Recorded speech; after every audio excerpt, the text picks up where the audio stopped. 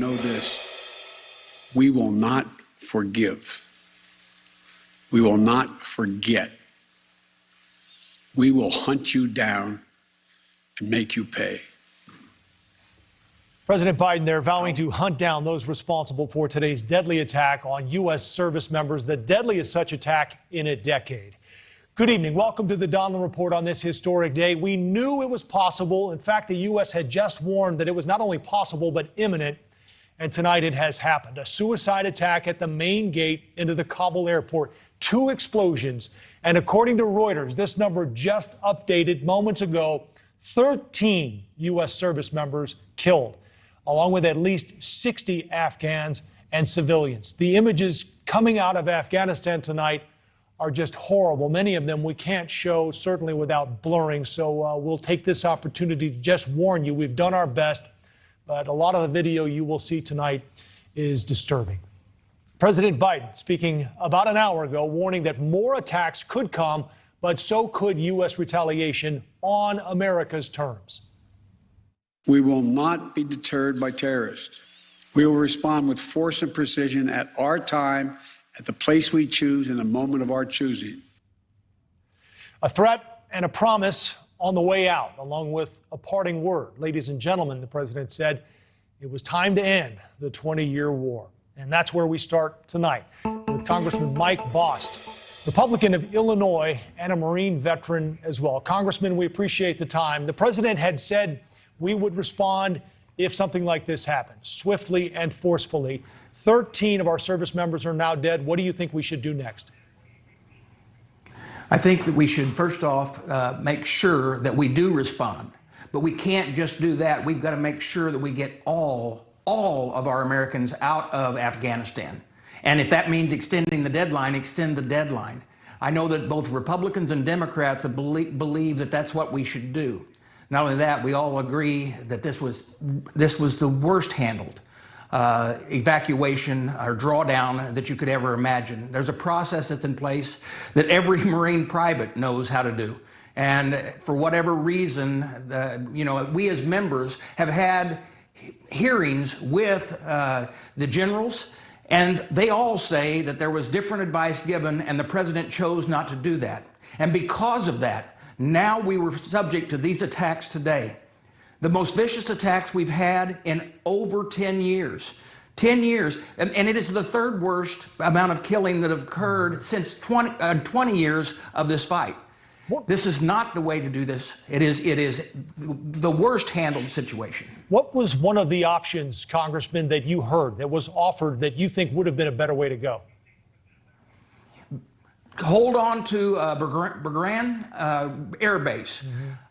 Slowly make the turn down. Have certain criteria that the Taliban must meet by the fact that as the withdrawal occurs. And let me tell you the simple basics of what it needs to be done. One, you get your American citizens out first, those people you want to get safe, including the interpreters and those people who have helped you to protect them. Then you leave your forces in place. You bring your equipment back in, because just think about the amount of equipment we've left there. You bring your equipment back in. You haul it out off the airbase first, and then you leave yourself enough supplies. Whatever you can't take out, you incinerate.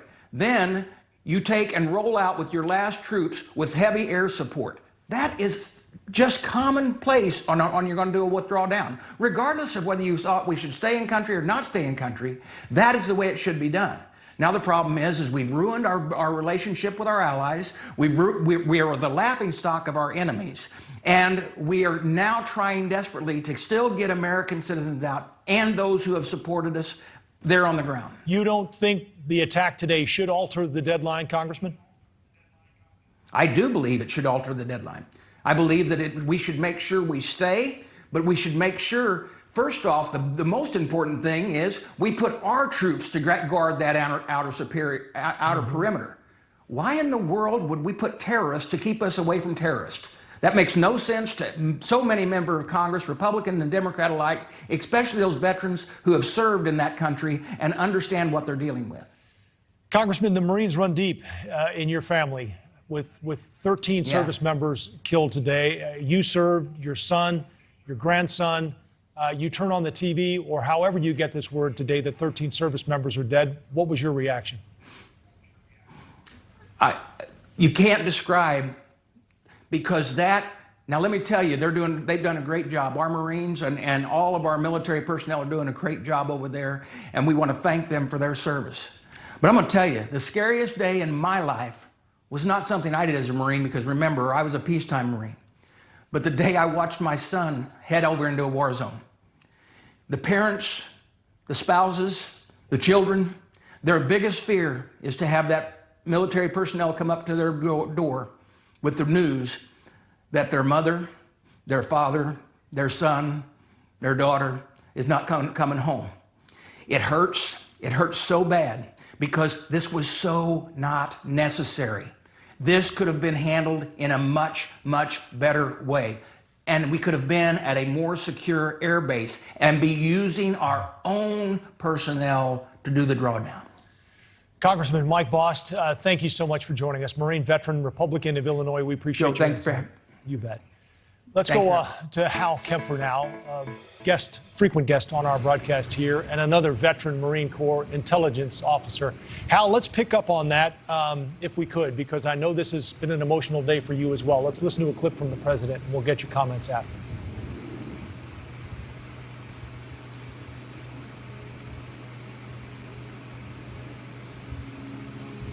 All right, we're gonna actually get back to it, Hal. So let's start then with the same. We always sign off with you, Hal, with Semper Fi. So give me an idea of what sort of emotions you're going through tonight. Well, it's a horrible day. You know, obviously I've spent some time in combat zones and you know, Desert Storm, Iraqi Freedom, but this is anytime you have a loss like this, particularly something where you know that they were probably a number of those Marines and were in the same unit. That's tough for that unit. I've been a casualty assistant calls officer where you have to actually go and notify the families, and it's just, I'll tell you, it's a gut-wrenching experience. It's obviously far more gut-wrenching for those who get the call, but it's a really tough day, and and I think every Marine feels a lump in their throat today. Yeah, we have that clip ready now, Hal. We'll play from the president late this afternoon.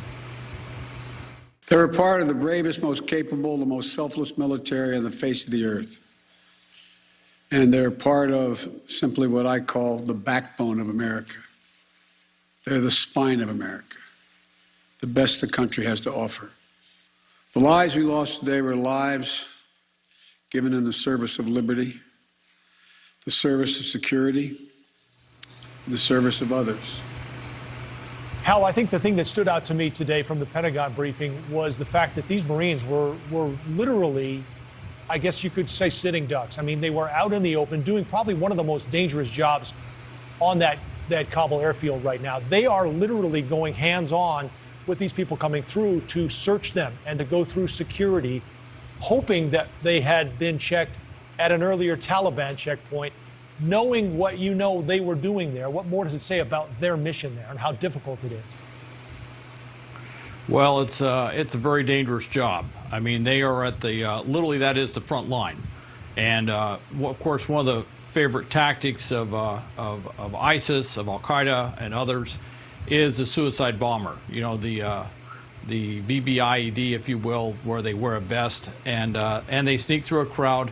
You know, that was one thing that I think everybody was worried about, and I am sure that the intelligence community, Department of Defense, and others were looking at that Abbey Gate situation with all that crush of humanity there, knowing full well that for a terrorist, that would be a high payoff target for them, because if they put a bomber in there, it was just wall-to-wall people, and the Marines were there on the front lines checking people. Obviously, whatever the Taliban was doing was not sufficient, and we took horrendous casualties. You can bet we're going to be adjusting very quickly and changing our procedures and how we screen those personnel coming in. Hal, what are you worried about most now as we begin to get our troops out? I know the last time you and I talked, you'd mentioned you were worried about surface-to-air missiles as well. I'm very concerned about surface-to-air missiles. We have aircraft coming out. If you see the C-17s, not all the time, but many times, you'll see the moment they get up to about 200 or 300 feet above ground level, they're launching flares. Why? Because they have zero reaction time.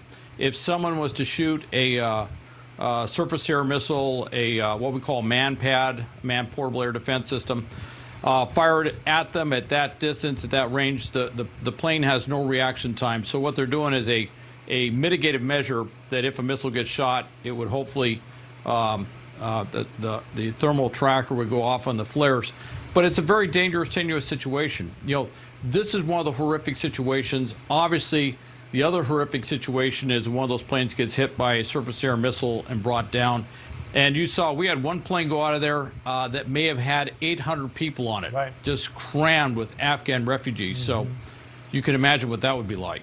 Hal Kemp, retired Marine Corps intelligence officer. You know how we love having your voice. It's great to see you again. And as we always do, Semper Fi.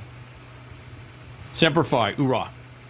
A deadline just days away. The threat of more attacks as sunrise approaches in Kabul. What's next for the U.S. and its exits? Let's ask Jameel Jaffer, founder of the National Security Institute and a former lawyer to the House Intelligence Committee, the White House. You have an impressive CV, and we love talking with you, Jameel. In fact, we did a little more research today and found out that you helped draft the authorization to fight ISIS in 2014. So what can you tell us about that, what you've learned since then, and how it impacts where we are today? Well, Joe, you know, the real key that we've known for a long time and that we now see in very stark relief is that these are brutal terrorist groups. These are terrorist groups that have no regard for human life, that are looking to kill Americans and people who've worked with Americans and their own countrymen at times. And so what we've seen here is a brutal terrorist attack today. You know, a dozen more people have lost their lives, Americans, Afghans, our allies. And unfortunately, I fear there's more to come, Joe, because with the Taliban in control, the Haqqani network, a well-known terrorist group providing security, such as it is in Kabul, and ISIS-K and al-Qaeda affiliates roaming the streets of Kabul and other parts of Afghanistan, more of this is likely to come, unfortunately, Joe. You're talking about in Afghanistan. What about elsewhere around the Middle East and the world? Well, look, I mean, we know what happened in very clear form when the Taliban last controlled Afghanistan. They hosted Osama bin Laden in Kandahar. He plotted an attack that killed nearly 3,000 Americans in New York, Washington, D.C., and Shanksville, Pennsylvania. And when they were told by the president to hand over Osama bin Laden, they refused. And that's why we're there in Afghanistan and why we've been there for the last 2 decades is because that group, the Taliban, the very people who are now in power in Afghanistan, allowed Osama bin Laden to plot those terrorist attacks and refused to give up after nearly 3,000 Americans lost their lives. Jameel, you say you worry about more attacks coming. You expect more attacks. Are you talking about in the short term before we leave on our way out? Well, you know, it's really hard to know. I mean, I think that what you've heard from the State Department, from their report earlier today, even before this attack happened, was that they were hearing intelligence reports about these type of attacks. And, you know, I think part of it will turn on our response. The president, we saw him on TV today. He said correctly that these people can and should hear from us and that they will. And I think that depending on how we respond, it'll demonstrate the strength of our resolve against these folks. And what we do over the next few days, weeks, and hours will determine, I think, whether we see further attacks and how brutal they are. Right. Okay. And we will see how the timeline plays out on that as well. Is that something that happens perhaps while we're still there, or does it happen after we've left? Jameel, it's always good to see you. We always appreciate your insight and voice as well. Thanks for your time, sir. Thanks, Joe. President Biden is on the clock to get Americans out of Afghanistan after the deadliest day for American soldiers in more than a decade, his vow to hunt them down. Who is ISIS-K? President Biden says the Taliban can't be trusted. Can our military prevent another deadly attack before the August 31st withdrawal deadline? NewsNation's Ashley Banfield joins the discussion next with her perspective. Don't forget, you can follow us on social media at the Donlon Report on Twitter.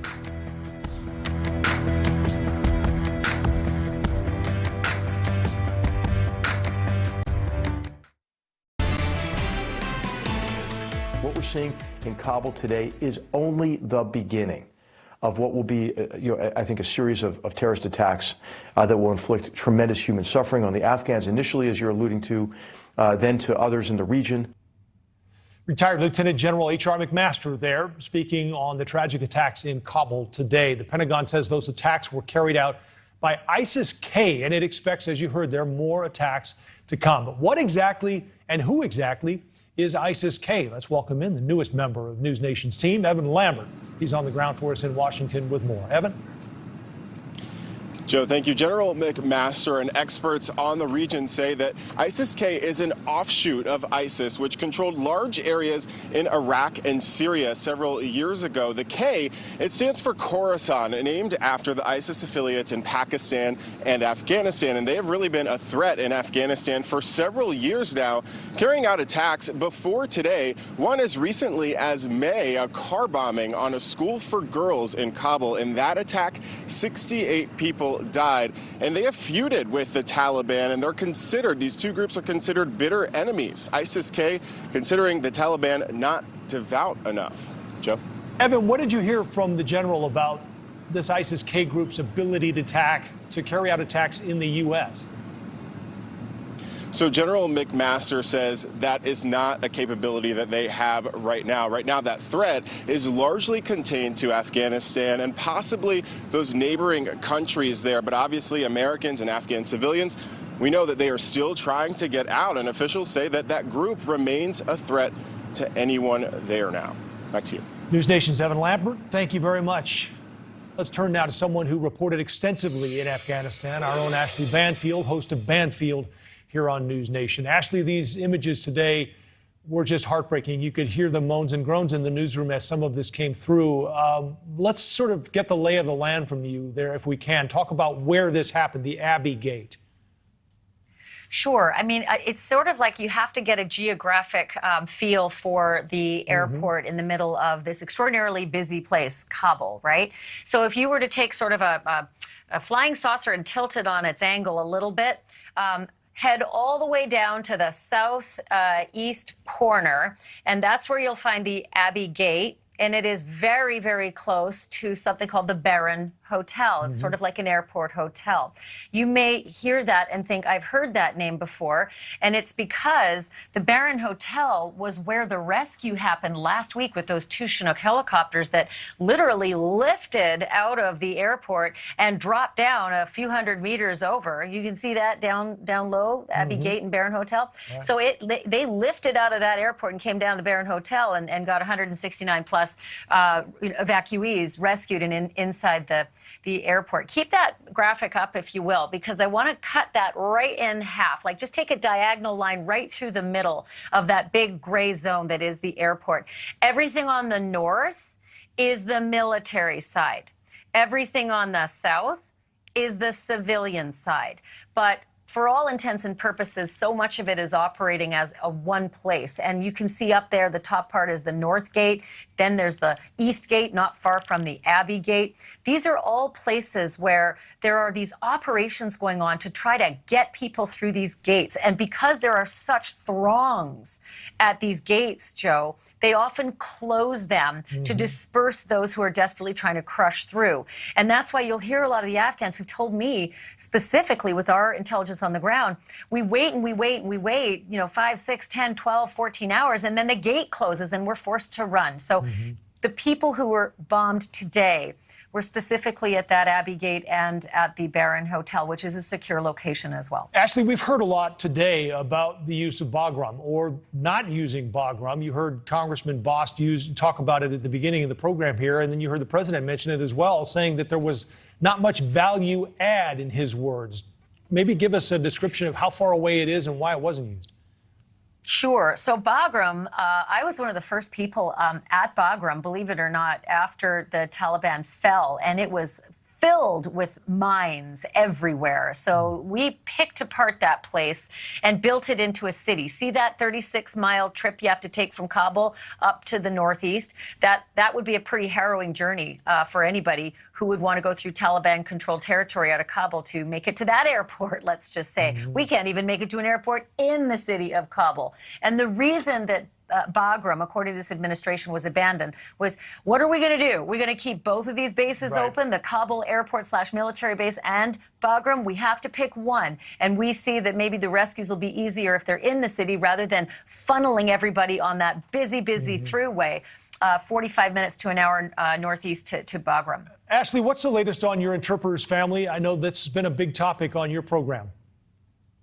So listen, they were at this gate, Abbey Gate, several times and couldn't get through the throngs, and there were gunfire and disbursements and gate closures. So I know their story intimately. They also got on that C-17 crush, cheek to jowl with everyone, and flew to Qatar. They are at day, gosh, what are we, 5 or 6 now, because it's 8.5 hours later there.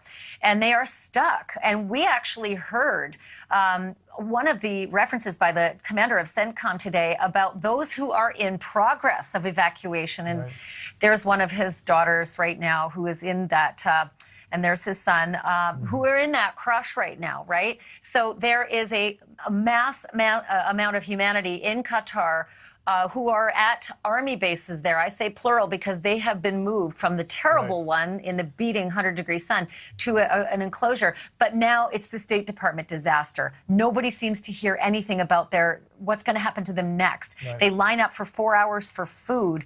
They do have shelter. They do have water. They do have beds, but they don't know what comes next. And it is harrowing. So much uncertainty. Much more tonight as well on Ashley's program. It's called Banfield, 10 Eastern, 9 Central, right here on NewsNation. Thanks, Ashley.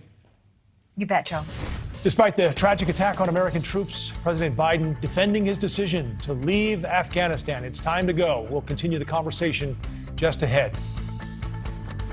Flags flying at half-mast. You can see there at the White House after the deadliest day for American soldiers in a decade. We're back after this.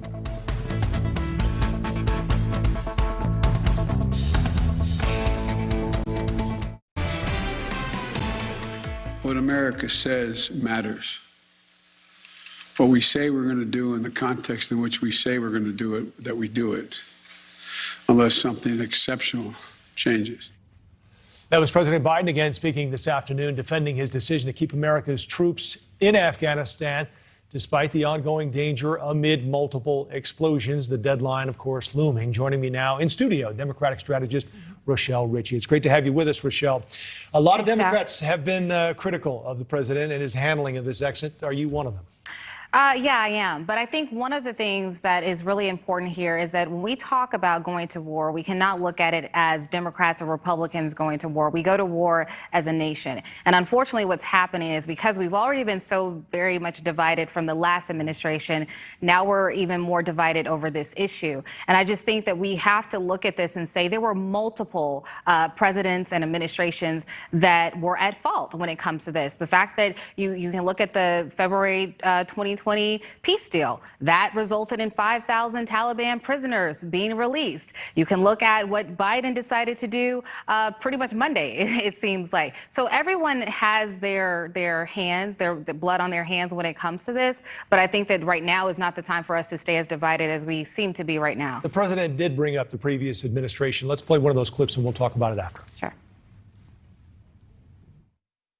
The former president made a deal with the Taliban that he would get all American forces out of Afghanistan by May 1.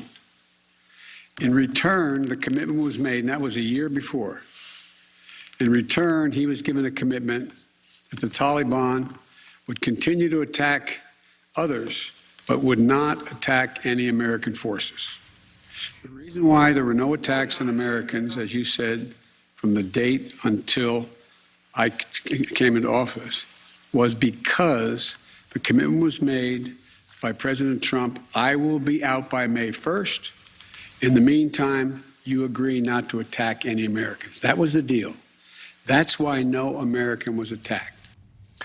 Rochelle, you bring up a great point because Afghanistan was off of a lot of people's radar. Even the Trump deal he made with the Taliban, the administrations before. But now we're all paying attention, right? So this is coming down to this exit strategy, and it appears to be the fault of the president, and he's paying for it in the polls as well. Well, it's sloppy. I mean, you can't, regardless of where you fall, regardless of if you're a Democrat, it's as sloppy exit. And I can't understand for the life of me how they did not see this coming. The amount of surveillance that we have in our military, how did they not see that the Taliban was moving closer and closer to taking over Kabul? And I don't understand why Americans were not necessarily prioritized even more as they started to take over the city. It's disappointing. If we think for 1 second that we won this war, unfortunately, we did not. The Taliban got exactly what they wanted. They got a city, they got our military weapons, they got money, they got their prisoners released. What did we get? Today, we get 13 service members killed.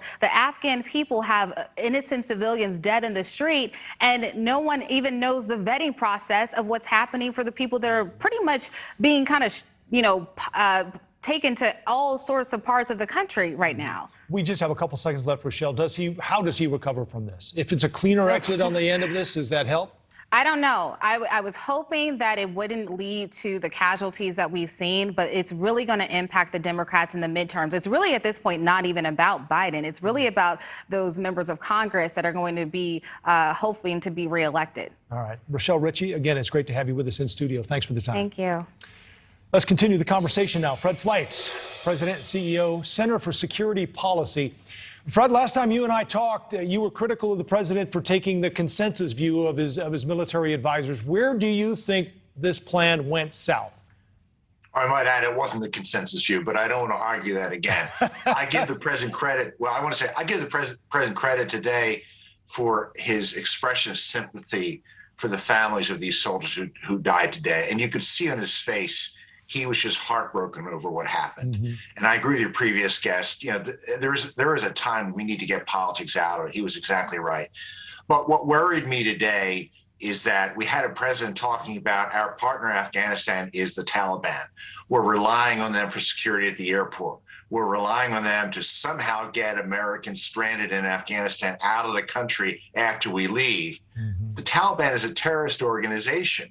They probably let these terrorists through their checkpoint to get near the airport, and they released thousands of prisoners from the Bagram airport prison, including the most dangerous ISIS and Al-Qaeda and Taliban prisoners you could think of. So we are actually doing business with a terrorist group that wants to kill us. Yeah, and it seemed at least initially, Fred, that there was this sort of tenuous calm and quiet, and then we had the attack today. And I guess if you've wondered what the country might look like moving forward, we got a glimpse of it today. That's right. And, you know, aside from the horrible outcome of today with 13 dead U.S. service members, the security environment got much worse today. And we have to figure out how to protect our troops as the last plane leaves. Because as we draw down, there will be fewer forces to protect the airport. And I hate to think of the optics of those remaining U.S. servicemen running onto a transport aircraft to get out of the country. I hope we have a plan for this. Especially the last ones out. We talked about that yesterday. I mean, you can just imagine if you're counting on the Taliban keeping secure an airfield as our final plane or two leaves. That's a pretty harrowing thought. Fred, the president said it's time to go, pretty much. I think he's just resolved the fact that yes, this happened. It might get messy again. There might be another attack, but it's time to go. The deadline isn't moving. What does the attack change today, in your opinion? I think the attack shows that the security environment is much worse than we thought it would be, that there's a substantial number of these ISIS-K terrorists near the airport, that the Taliban may be tolerating their presence. This could be because the Taliban wants to hurry us up or wants to discourage Biden from trying to extend the August 31 deadline. Any doubt in your mind that we respond to this and swiftly and forcefully as the president has promised? I'm really skeptical about that. And this idea of over-the-horizon attacks into Afghanistan, they're going to be extremely difficult because neighboring nations will not give us basing rights. We're going to have to fly from aircraft carriers in the Persian Gulf or from nations like Qatar. I don't see it happening. And it also, I guess, increases the level of danger when we're still there, if we were to choose that. Yeah, that's exactly right. And there's been talks that maybe we should conduct airstrikes to destroy equipment left of the Bagram Air Base. You know, if we do that, the Taliban are going to respond. Right. Fred Fleitz, President and CEO, Center for Security Policy. Fred, thanks for the time. Good to see you again. Good to be here. Joining me now, Matt Zeller, co-founder of No One Left Behind and the Truman Project fellow. Matt, this is really what terrorism is all about in the end, right? Fear and panic. So how does this impact our exit plan, in your opinion? It fundamentally changes it. We're leaving. The evacuation, for all intents and purposes, at least this phase of it, is over. My understanding is they've begun welding shut the gates at the airbase. If you look at just the logistics of what's required of a retrograde, from our estimation, it would have taken about 96 hours to withdraw all of the military forces that were surged into Kabul over the last couple of weeks to facilitate this evacuation. So, if you look at your calendar, you do the math, right? That lines up right around the 31st of August, if we start today. So I know what the president said on TV, but for the practical purposes, if you're an Afghan wartime ally on the ground right now, chances are, unless you're on the airbase, you're not getting on a plane. I was just going to say, you're saying they're welding the doors shut. So essentially you think the majority of the evacuation anyway are over, and now it's time to start moving the troops out. Yes, at least this phase of the evacuation. What comes next is what we're calling phase 2. It's the much more difficult phase. It's the one that's going to last a lot longer. And quite frankly, it's the one that will have probably the least attention from the American people and from the media and such. It's the underground railroad that we've got to set up. That's going to take years to move these people out of the country. Right. You were part of No One Left Behind, and I know you've worked extensively to try to get our Afghan allies out of there. I've heard a number as high as 200,000 who may still be in there and would like to, and I guess perhaps deserve to get out. How many in the end do you think we leave behind? About 175,000. So the Association of Wartime Allies, which is an organization I have the privilege of sitting on their advisory board, worked with about 100 data scientists at American University and the New York Times over the last week to actually just try to come up with that projection. How many people at the end of this were needing to be evacuated, and how many people then could we, if we started out with a number of how many people needed to be evacuated, and then you subtract the number of people who have already been evacuated, you will come up with the number of people remaining. The current math has us at right about 105,000 people being evacuated. So that puts us about 150,000 or so people that will probably be left behind. What happens to them, Matt? Well, imagine if you woke up in Taliban-controlled Afghanistan. If you're a woman, you don't have a life, right? You've just been fired from your job. You can't leave your home. The arts have been banned. Music is banned. Sport is banned. These people don't have a life. And unless we can find a way to get them out, they're going to suffer hell. If they were an ally of ours, they're probably already in hiding. And if not, they need to get there. The Taliban, we know, are going door to door throughout Afghanistan, hunting these people down. I was aghast to learn that the Biden administration apparently provided the Taliban with the actual lists of people that we were trying to move through Taliban checkpoints and get onto airplanes. That ostensibly is they handed them a kill list. These people, think of it from the Taliban's perspective. For the last 20 years, anybody who worked with us was assisting us in helping them kill Taliban fighters and their families. They want retribution and revenge for that. Matt Zeller, Association of Wartime Allies Advisory Board Chair. Great insight tonight. Thanks for the information and the time. Thanks for having me. Attacks in Afghanistan as the August 31st evacuation deadline looms. Will we see more attacks? National security experts weigh in on whether our troops are more vulnerable now. Back.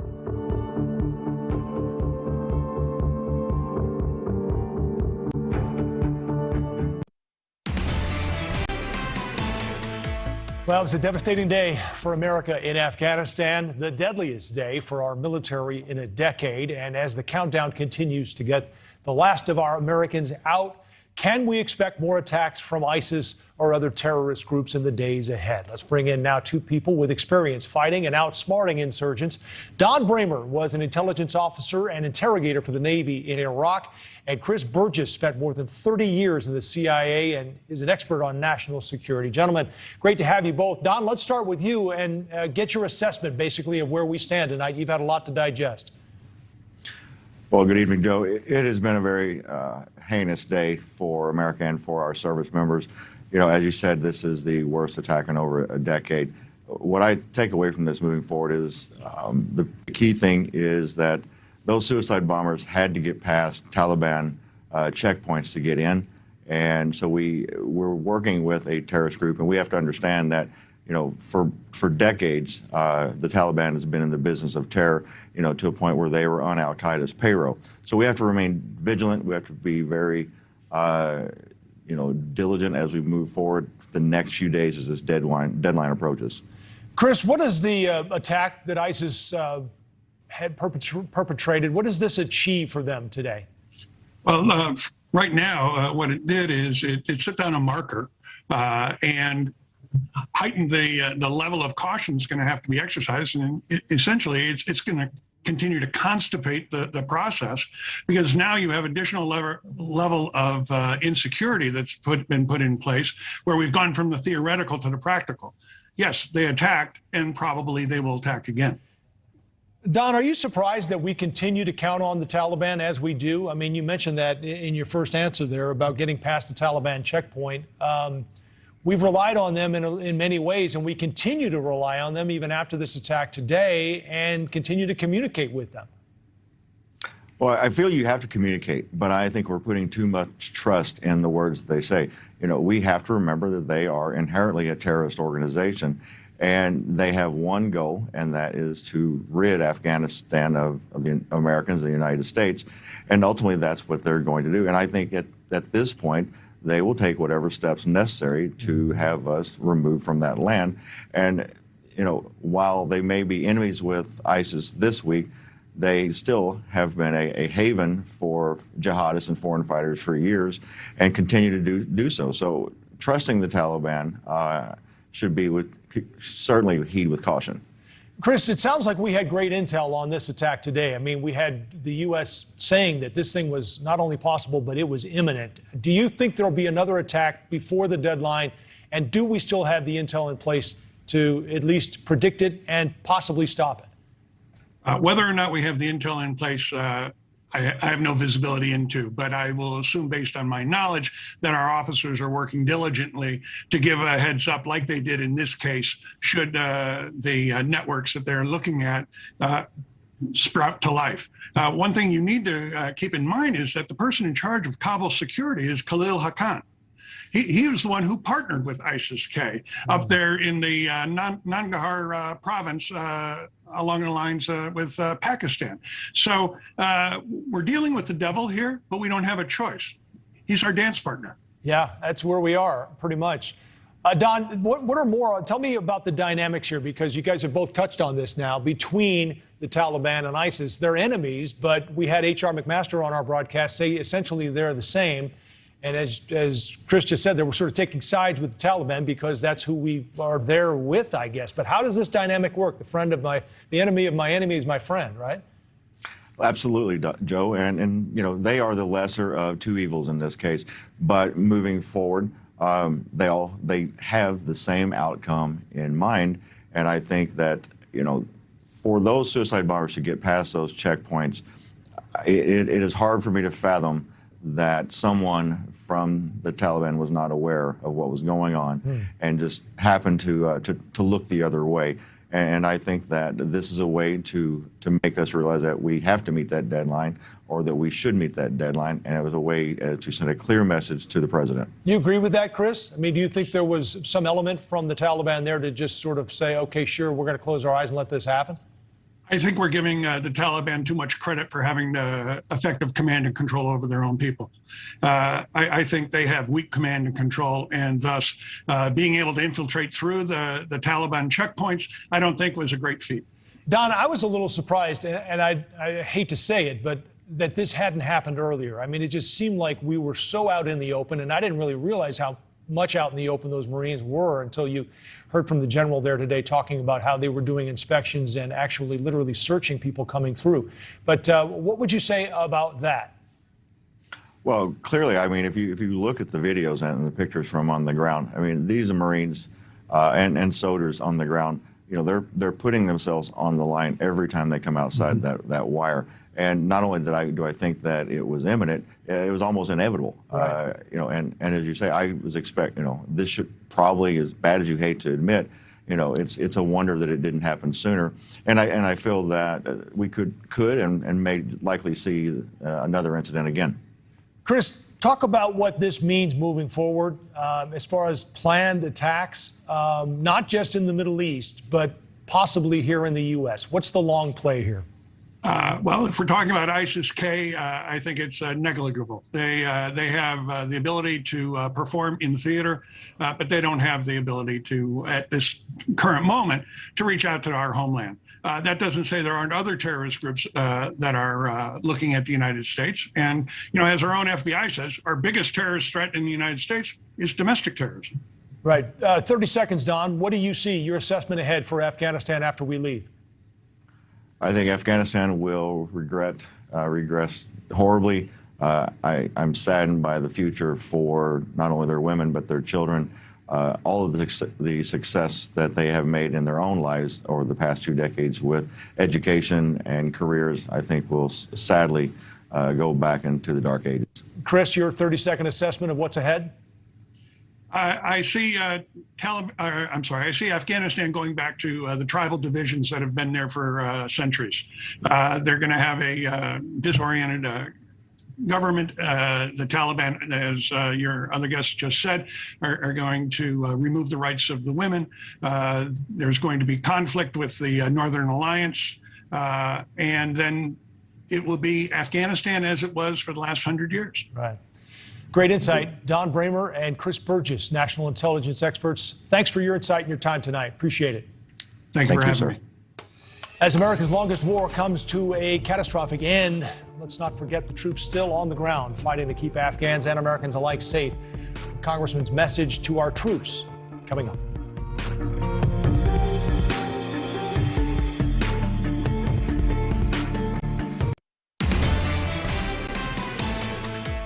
On the way out tonight, a word about what has been a difficult day. We've spent a lot of time talking about numbers, the number of people the U.S. has evacuated, the number of Americans still in Kabul, the number of days left until the August 31st deadline. And tonight there are different numbers that put a new perspective on the operation. 13. That's the number of service members killed now, more than a dozen injured at this point. What began as a messy operation took a turn for the worse today, and it brings into focus another number. 6,000. That's roughly the number of U.S. troops called to duty at the Kabul airport, pulling off one of the largest airlifts in history under very difficult circumstances. And we heard some of their stories through Congressman Seth Moulton, a Democrat from Massachusetts, one of 2 congressmen who made an unauthorized trip to Kabul earlier this week. Moulton said, Washington should be ashamed of the position we put our service members in, but they represent the best in America. These men and women have been run ragged and are still running strong. Their empathy and dedication to duty are truly inspiring. And he continued, after meeting Marines, soldiers, and dedicated State Department officials on the ground, we want the world to know, first and foremost, we have never been prouder to be Americans. We've been there 20 years, and we'll be gone soon. What we have to show for it will be debated for a long time, along with what we've lost, including another number, the number of troops who've been killed, which went up by 13 today, and hopefully won't go up any more over the next few days or weeks.